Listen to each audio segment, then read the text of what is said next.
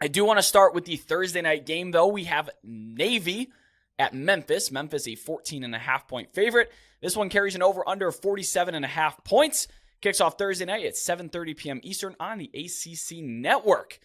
Right off the bat, I don't know a darn thing about either of these teams. It's really hard kind of to suss out what they've done on the season because Navy had the blowout versus Notre Dame. You didn't learn a whole lot except that, I don't know, Navy might be really bad. And then they had a 24-0 win over Wagner, who I ranked 127th in the FCS. So not exactly the most resounding win there, but hey, winning is overrated. Taking care of business is underrated, I should say.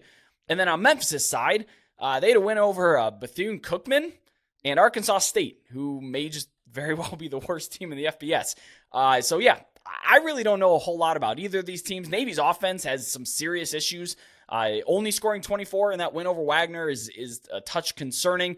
They're running one of the slowest paces in the nation, 116th in terms of seconds per play. Not enough explosive plays to make that slow tempo worth it either. They're 99th in EPA on the season. The word I wrote out here was atrocious. I fear that this Navy offense might be atrocious.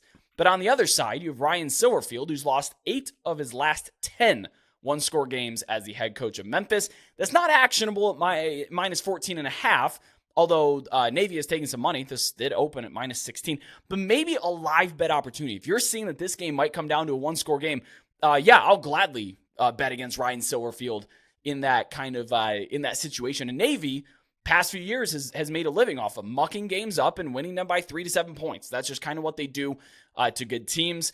But I do have to note, Seth Hennigan, really, really, really good quarterback for Memphis, really productive. He threw 2 interceptions against Bethune-Cookman. So I don't know what to make of them. Kelly, help me out here.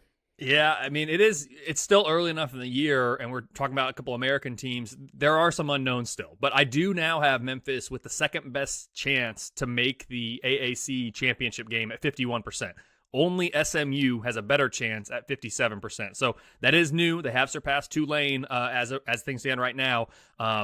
As of right now, I project Memphis with better than a 50% chance to win each of their remaining regular season games, Brett.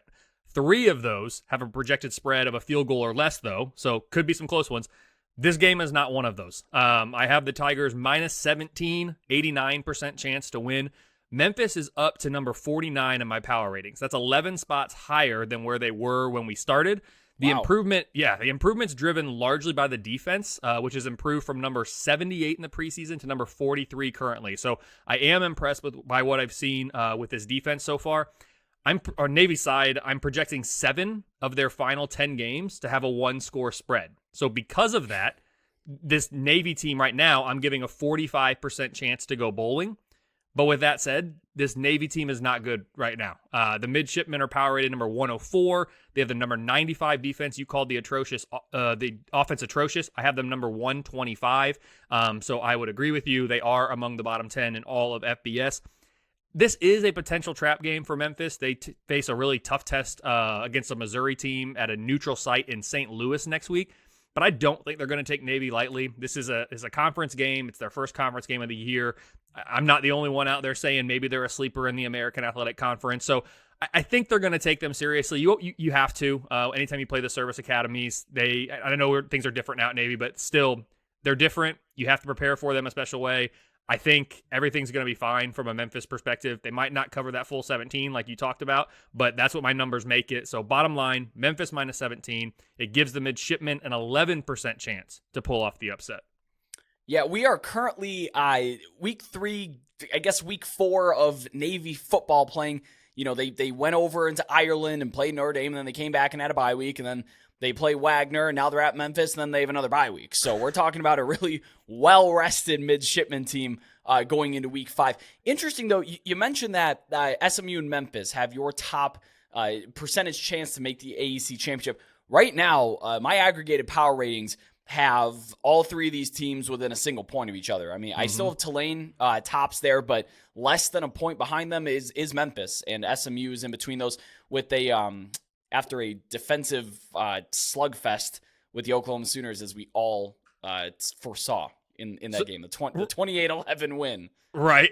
Well, interestingly, Brett, I'm with you. I have Tulane as the highest power-rated team out of these 3. Now, it's very close, like you said. They're the highest power rating, but because of the conference schedule that they play, and again, it's an 8-game conference schedule in a 14-team league that's not balanced. Because of that, Tulane ends up just slightly below those other two for now. Yeah, my aggregated power ratings are right in step with yours. Minus 17 in favor of Memphis. But the market moved away from that number. And I don't know if it's because of, this is getting really in the weeds in terms of how the betting market works, but maybe it's because there's lower limits earlier in the week, and that's when the pro bettors tend to manipulate lines that they can then come back later with in the week with higher limits to bet the other side. I don't know if that's the case here with Memphis or not. I really don't know enough about either team. It looks like, your numbers, my aggregated numbers are kind of leaning Memphis, but at this side of 14, at 14.5, I don't know if I'm willing to lay that number. If I can get a square 14 or maybe even a 13.5 if you're patient up until kickoff, maybe that's the case. Of course, if Memphis starts to rise, it's going to rise quickly because you're having pro bettors coming back with a lot higher limits later in the week. So I guess we're going to start off the first game here with without a bet. I'll put out a lean of Memphis, but no official play from me here.